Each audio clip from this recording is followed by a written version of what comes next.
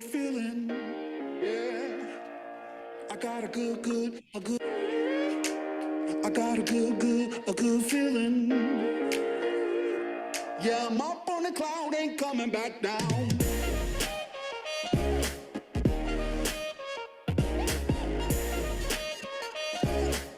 I got a good feeling.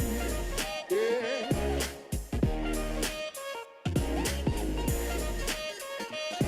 Yeah, I'm up on the cloud, ain't coming back down. Feel it in my bones, gotta shake it out. I'm going harder than before, let me hear you shout. I run around the whole world, chasing that thrill. From the bottom to the top, I finna knock it out. I'm about to blow, ready on the go. Steady shining brighter than I ever did before. When I'm up in the clouds, and I ain't coming down.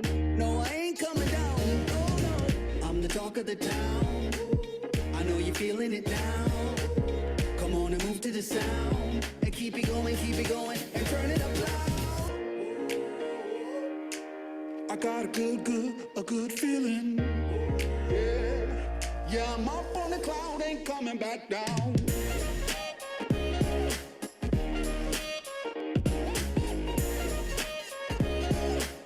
I got a good feeling. Yeah.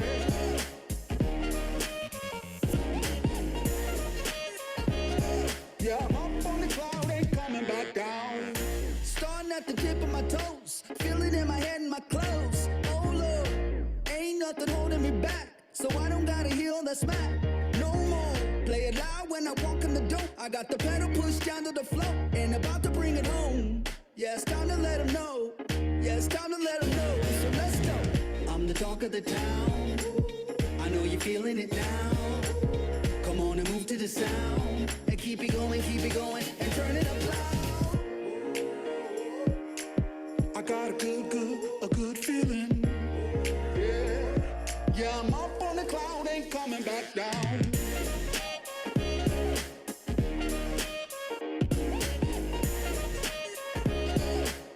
I got a good feeling. Yeah.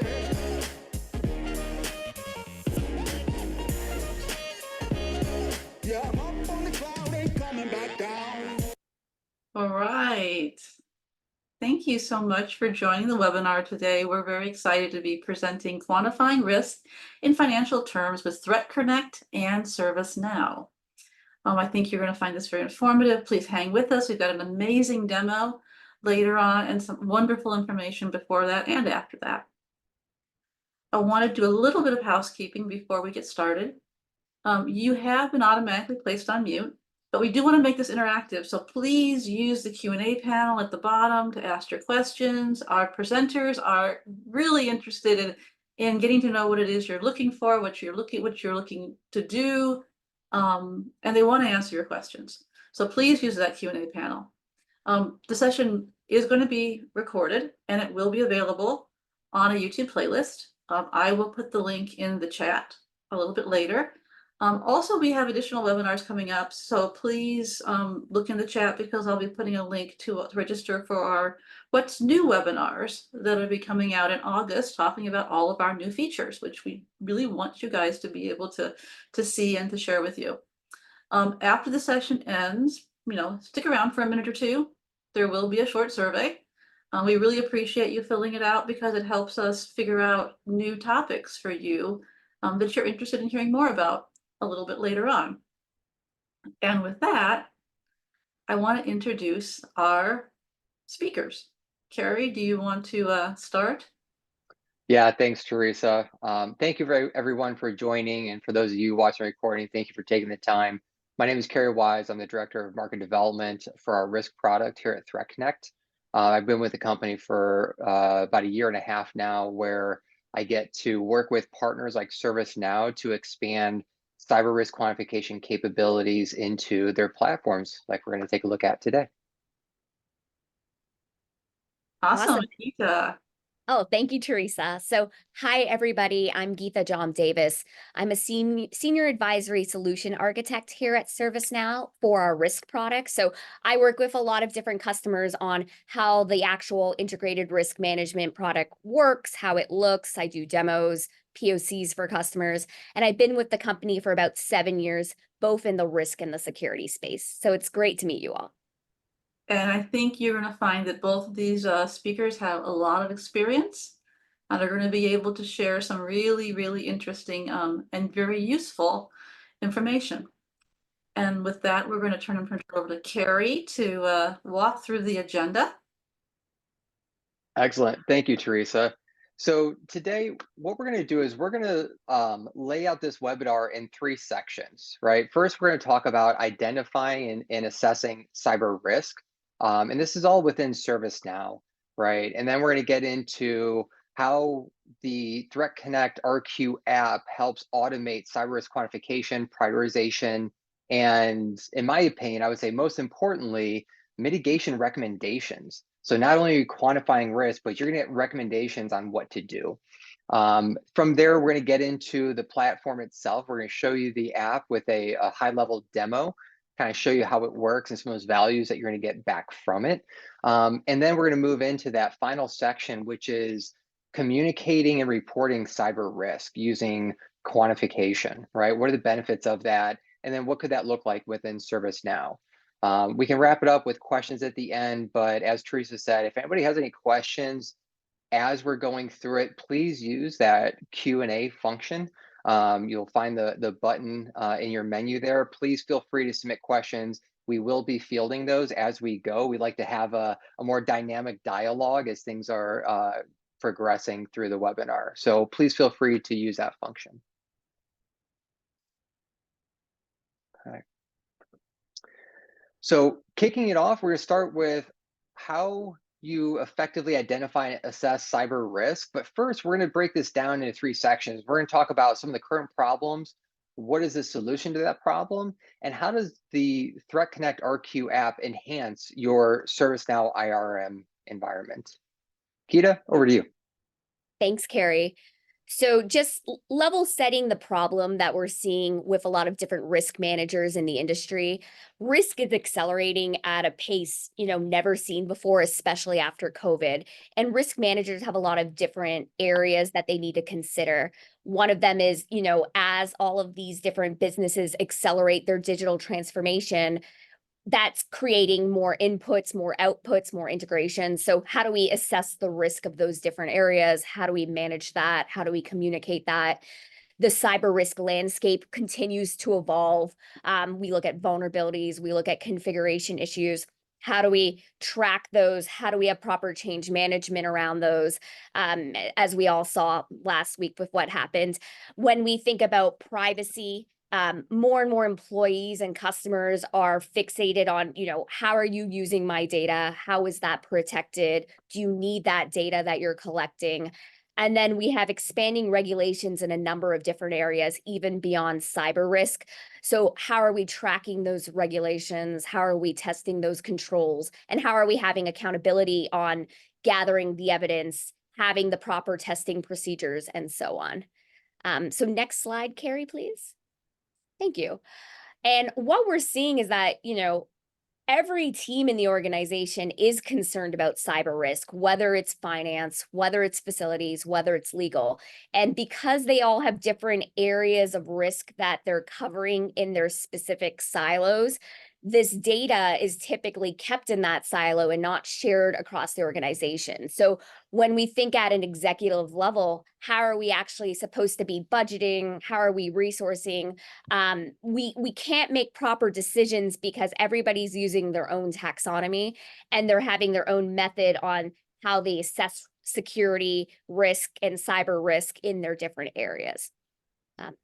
Thank you, Carrie. So having these silos is creating more than just, poor and delayed visibility from a decision-making perspective. It's causing, a lot of different types of cost, whether it's the purchasing of technology or internal folks spending more cycles than they should for risk management.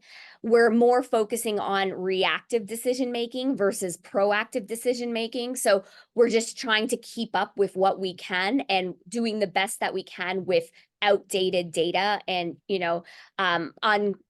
consolidated data when we are making those decisions. We're seeing poor adoption from stakeholders. So if we have technologies and processes that are outdated and legacy, people don't want to log into systems and start processes because that's going to give them more work. And they'd rather, figure out their own way to solve these different types of problems. And then we have inadequate control management. So because we have to adhere to these different regulations and we have to test controls, but if it's all in different systems, we're doing controls redundantly. So we're testing the same control over and over. We don't have the proper assurance on how that control was managed and tested. So we don't really have reassurance that we're meeting these different regulations that we're responsible for. So specifically talking about the ServiceNow platform as an option, we really focus on having a platform for cross-functional communication. So if end users are already using ServiceNow for things like, I need to order a new laptop, or I'm trying to check out what my holiday schedule is. This is a platform they're already familiar with, a portal they're already familiar with. So GRC, or integrated risk activities, is just another action that they may be familiar with that they can do in that portal. And then we can engage different teams throughout the workflow easily through that similar interface to be able to share information across different teams, depending on the severity of that information and how urgently it needs to be shared across those different teams as well. And one thing I want to highlight also is that if you're using ServiceNow for things like IT operations management, for discovery of your assets, the integrated risk management solution can leverage those assets for understanding where your risk and your compliance activities should be aligned against, whether it's, a server or an application, or whether it's higher up kind of in the business hierarchy. And we're thinking about facilities, and we're thinking about departments. We also can start to leverage IT asset management for similar means. But we also can bring in things like if you're using security operations for managing your vulnerabilities and your security incidents, we can feed that data into risk management to raise risk levels if, we're seeing vulnerabilities not being patched in a timely manner, or we're seeing an incident in security incident response that needs to be, working with the compliance team and the legal team. So we can bring different teams together when we think about a major security incident occurring. And then also we can integrate with strategic portfolio management when we start to identify different projects in the organization and we want the risks in those projects to roll up into a broader risk register to have more enterprise level tracking across the organization. And then just my last slide coming up, I really want to just kind of highlight what we do in risk management, and you're going to see how that rolls into the ThreatConnect Risk Quantification app that Carrie's going to be walking through. But in our risk management solution, we really can focus on, what are the different libraries of risks and controls we're looking to align against, and then having them associated with the proper entities or assets within our organization. We can go through a risk identification process and actually automate surveys going out to specific stakeholders to say, based on the work you're doing, these are the risks and these are the controls that we expect you should be aligning to. And then from there, we can move to a risk assessment process where we could start to say, okay, now that we've identified these risks, what do we feel like the inherent risk, the residual risk around those areas are? And then also decide, how are we going to respond to those risks? So are we going to mitigate them? Are we going to accept the risk around them? And we can have the appropriate workflows in those areas depending on the action that we choose to go forward with. And then when we track and monitor that risk over time, we could start to input if we truly have an event where that risk was, exploited. What kind of loss did we see? Who was involved? Can we do the root cause around it?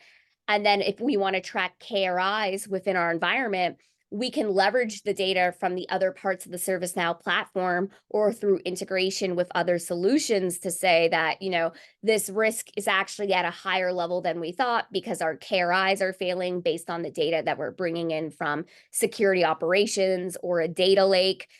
So we want to alert the proper people. And then we can have issues managed within the platform where we can start to say, okay, we have some sort of finding or deficiency. Who owns that issue? How do we remediate that? What's the workflow to getting that issue closed out? And all of this can be reported on through a series of dashboards and reports and email notifications so we can alert the right people as we're going through this risk management process. So with that, I'll turn it over to you, Carrie. Excellent. Thank you, Geeta. So, I love that layout of the risk workflow, right? It's often said that you can't manage what you're not measuring. And if you are measuring risk, if you apply a better method of measurement, inherently you're going to get a better management of risk within the organization. And this is where the RQ app comes in, right? It enhances your experience within your ServiceNow IRM because it allows you to directly measure and communicate that cyber risk. And therefore, by doing so in financial terms, it allows you to manage cyber risk for your organization a little bit better. We're going to talk about some of the benefits that come with using cyber risk quantification to communicate cyber risk throughout the organization, but especially up to leadership, right? And so now, with this app, it is built into ServiceNow. It's built on ServiceNow. It's not another platform that you need to acquire and bring in.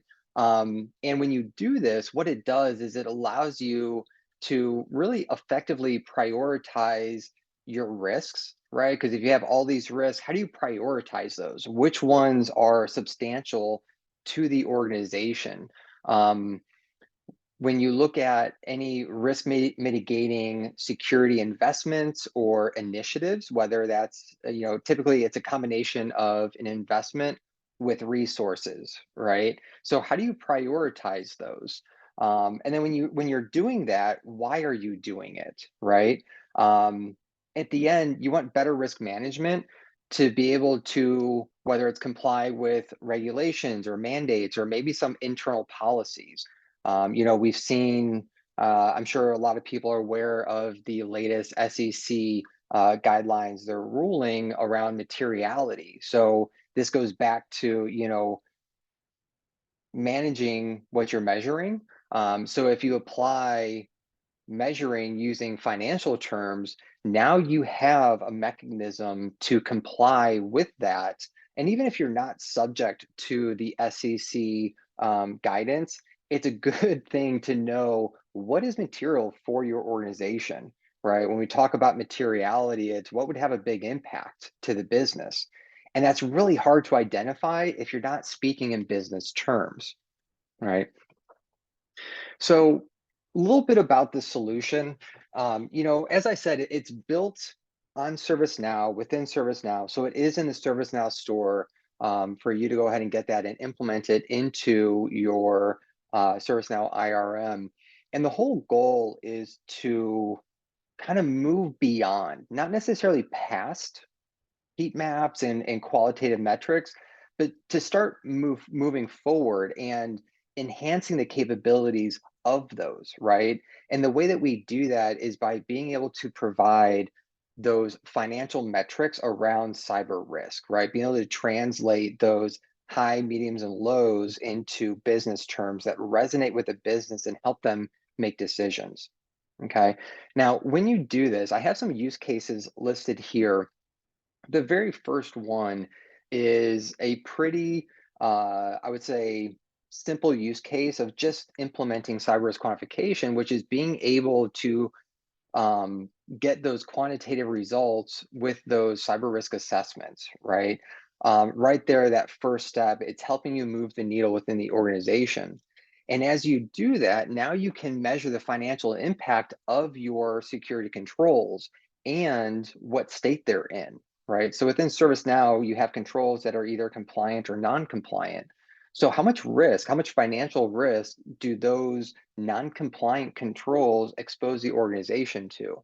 Okay, so when you do that, now you're able to first quickly understand that loss, but also what are those mitigation actions that you're going to take against those control improvements? What does that look like? And now we can start talking about, an ROI where, you have finite resources, money and time. So where do you focus? How do you prioritize those? You want to focus those efforts on the improvements are going to have the most risk reduction within the organization. And that's what this app does, is it enables you to be able to make those decisions. Okay. We also talked about defining materiality around the SEC guidance and how important that is, whether or not you're subject to that SEC ruling. It's really just a good practice to get into and to understand risk from a business context within your organization. And then when you do that, you're able to just communicate and report risk on another level with leadership in a way that resonates with them, that they can start to understand how these cyber risks actually impact their business and the organization, and most importantly, the bottom line. Okay. So with that, what I want to do is start talking about how this works. What does it look like? What's the lift to do this? One of the common misconceptions is that to do risk quantification, you have to be a very mature organization with a lot of resources to put towards this, and it's just a big lift. And thankfully, that's just not true, right? Especially the way that this app has been designed. So I have some screenshots here, and we're going to dive into the demo here in a second. But just to show you, within ServiceNow, under the Details tab, you have all of your sections that you're used to seeing. But with this app, it adds an RQ configuration section, and that's where you identify what is at risk. We don't ask you to identify how much risk you have or what your losses would be. That's why you want to leverage the RQ engine, right? So we only ask for minimal inputs. What is at risk from the terms of data, what type of data, what's the volume of data, and then how much revenue is at risk for the organization. And then when you do that, you hit the Run RQ Analysis button and you get quantitative results back instantly with the recommendations on which controls would bring you the most risk reduction throughout the organization, but specifically for that risk. A little bit about how this works. I'll give everyone a second to take a look at that and absorb it. But essentially, as I said, this is a seamless application that works within ServiceNow. So from a user perspective, hands on the keyboard, whether it's a control assessor, your IRM expert, your analyst, whoever has their hands in the ServiceNow environment, you're using the platform that you're used to. And, as Gita mentioned earlier, there's a lot of information, a lot of data sources that already exist within your ServiceNow IRM instance. So let's leverage those and let's use those to quantify risk. So you input those values, and then when you hit that Run RQ button, what that does is that sends it to the ThreatConnect RQ engine. It's an AI ML model that leverages the MITRE ATT&CK framework to understand how these attacks are happening, what are those technical steps that they're taking, the TTPs, and then which controls come into play for those attack types. And then the status of those, the state of those, whether they're compliant or non-compliant, are going to tie directly to that exposure as a result, right?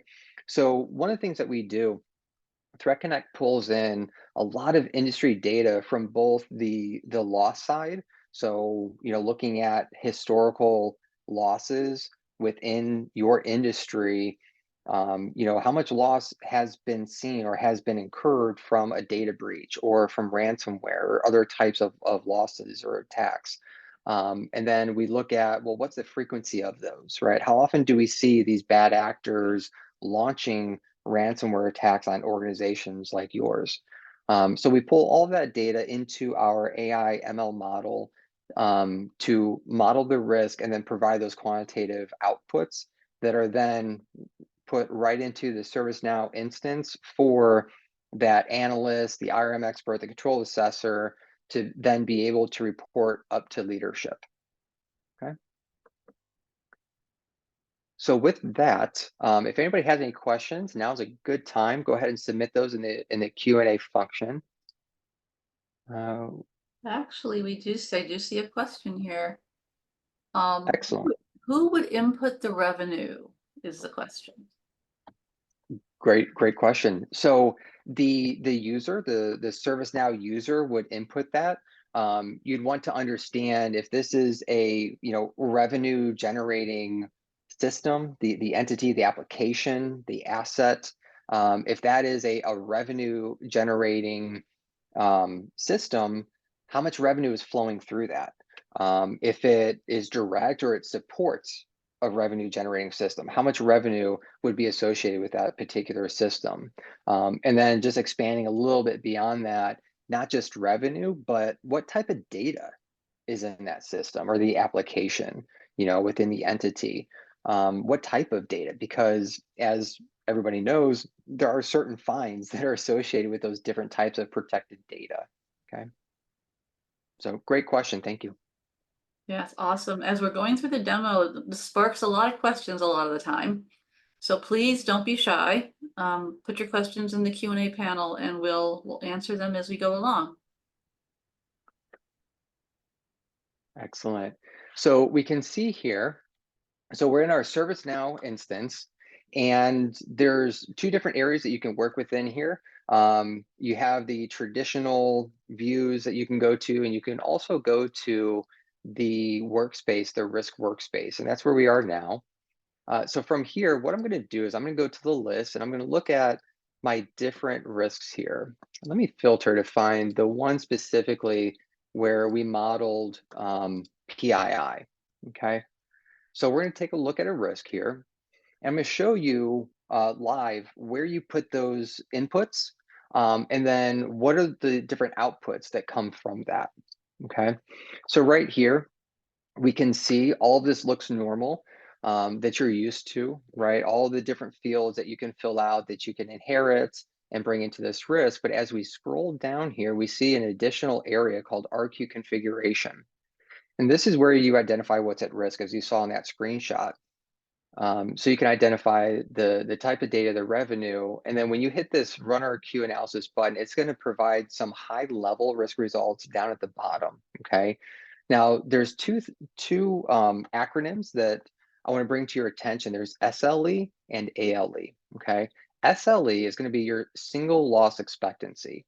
So essentially, when a data breach occurs, what are those losses? What are those losses going to materialize as?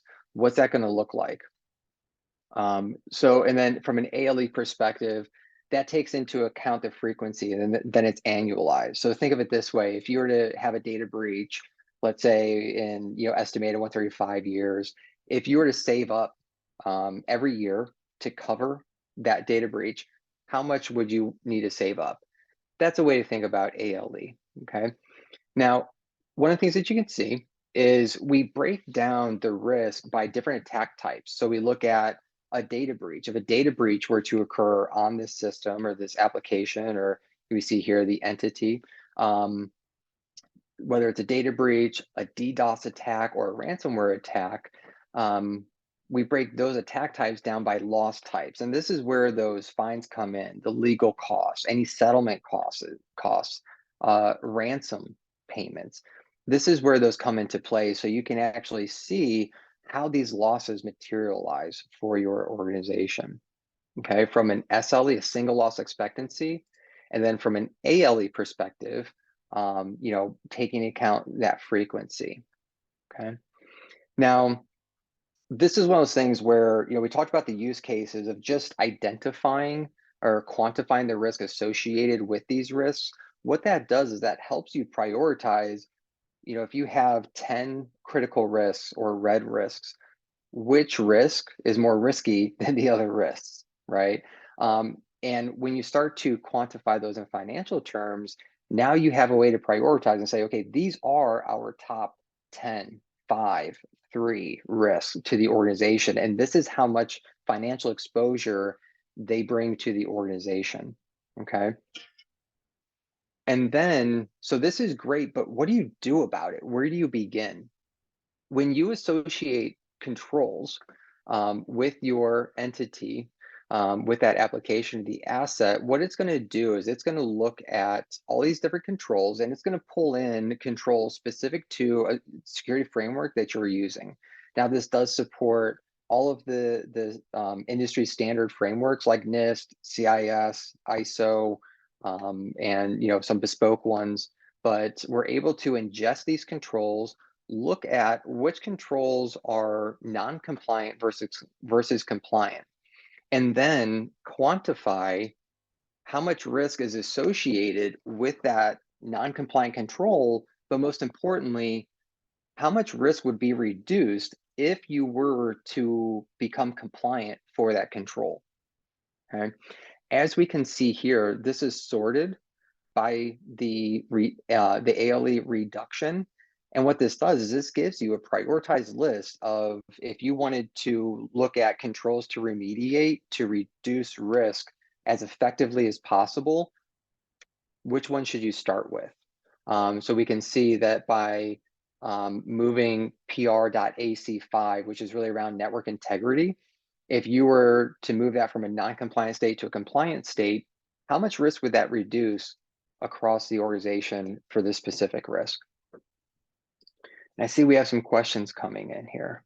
We do. A couple of them around the setup. So basically the questions, and I think you kind of answered it here a little bit, but the setup questions are they for a particular entity, or is it for the entire organization? And it looks like this is based upon an entity. Correct. So this is based on an entity. One of the things that you're going to do at the entity level is you're going to identify what industry is this in, and then how many employees. What that does is that gives us some data points to go off of, because when we pull in values, we want the values to be specific to your industry, right? So we want to bring in that cohort of data. So if you're in, let's say, the financial services industry, we want to have those values associated with that industry and not, let's say, retail, right? Because those are going to look a little bit different. And that is all set up at the entity level very simply, much like the details tab here. You get a RQ configuration, you can dive into that and set those two values. And then at the risk level itself, that's where you identify what is at risk for that particular risk, okay? I see another question here around, does it require a CMDB setup in ServiceNow for accuracy of risk assessments? Great question. This is a question we get quite often. And the answer is no, it does not require a CMDB. And there's multiple reasons for that. It does not mean that you cannot use one, but it's not required. I would caution, if you are going to use a CMDB, there's a term that I'm sure everyone's familiar with, garbage in, garbage out. If your CMDB is full of a lot of noise, we'll call it, then you're going to get a lot of noise as an output. So you want to make sure that your CMDB is clean, and then you can pull that data, that information into this workflow. Great question, thank you. So from here, so we took a look at the app, and we're not going to get into the details of configuration. Within the ServiceNow store where you can download the app, there is an installation configuration guide. There's also contact information where you can reach out, and we'd be more than happy to help you through this process. Okay. So with that, let me go back to the deck. That concludes our demo of the application itself. So let me go into, oh, there we go, the slide deck here, and let's talk about, so we talked about identifying risk, that workflow, how that looks within ServiceNow, some of the problems, the solution to the problems, what are those inputs, what are the outputs, how can you use them? And now we want to talk about being able to communicate and report cyber risk using quantification, okay? So first off, some of the benefits that just come with using risk quantification is, first and foremost, you're able to more effectively communicate those technical cyber risks with your leadership team and do it in terms that they're familiar with, right? In those business terms, the bottom line, that financial exposure that these cyber threats bring to the organization. Now, when you do that, they're going to be able to make better decisions on what to do about it, how to assign resources. We often see when it comes to security investments, leadership, C-level, board members, they really want to know if we're going to, provide this level of funding, how much risk is going to be reduced? What's the ROI that we're going to get if we provide you with this investment? And that's been a very, very hard question to answer using qualitative terms, high, medium, and low. If you give us $1 million, we can take a high risk and we can reduce it. Say, well, by how much? Well, it's still going to be a high risk, but we're going to reduce it, right? That's a really hard conversation to have. When you add in that financial exposure and then that financial risk reduction associated with the mitigating controls, now you're able to communicate the ROI of those investments, right, to drive risk down. And when you do this, one of the best things about this is, I talked about very little about moving a little bit past, going a little beyond heat maps and those qualitative terms. And now what this does is this moves you into a more objective method to be able to not just identify your risk, but prioritize which risks you should be mitigating before others, and then the resources to do so, whether that's financial or person hours to mitigate those risks.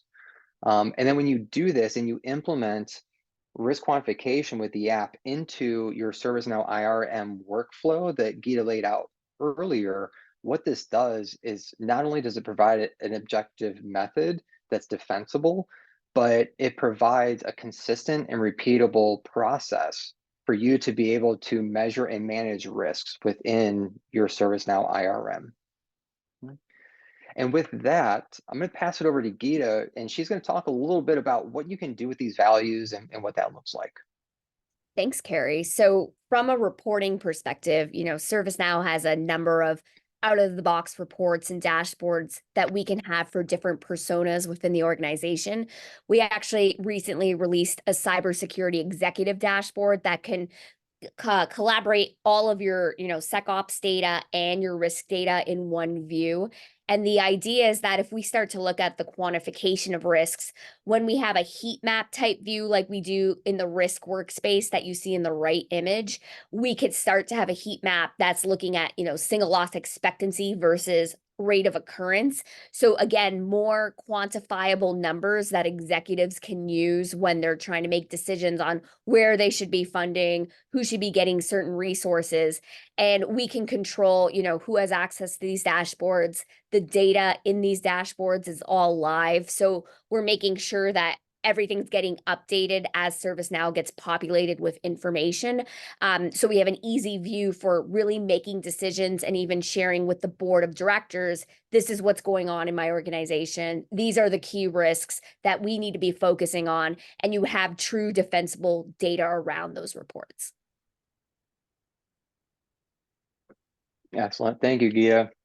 And I saw a question that popped up in the chat. Is this an uplift charge for RQ? Is there a license if you bought IRM? So this is available right now in the ServiceNow store that you can very quickly and easily purchase and deploy within the ServiceNow store in your instance. As you can see, there is a cost associated with it. And then if you want to give this a try, we do offer a free trial. And that you can see there is a button there within this in the store to request a trial to try it. So with that, I'd like to open this up to everyone. If you guys have any questions that have not already been addressed, please feel free to drop those in the Q&A section. At this point, we'd be happy to go over those with you. Yeah, this is now the time to ask those final questions that you're thinking about or you've been thinking about. We are, our speakers are still here to answer those, and they will be as I wrap this up a little bit. Remind you that you can find out more information about our IRM product on the ServiceNow.com website, and you can find out information about the RQ product on the ThreatConnect website. You can join us on our community. There's a great forum there that's very, very active. And, this is recorded. It will be on the YouTube playlist in about 48 hours, sometimes faster.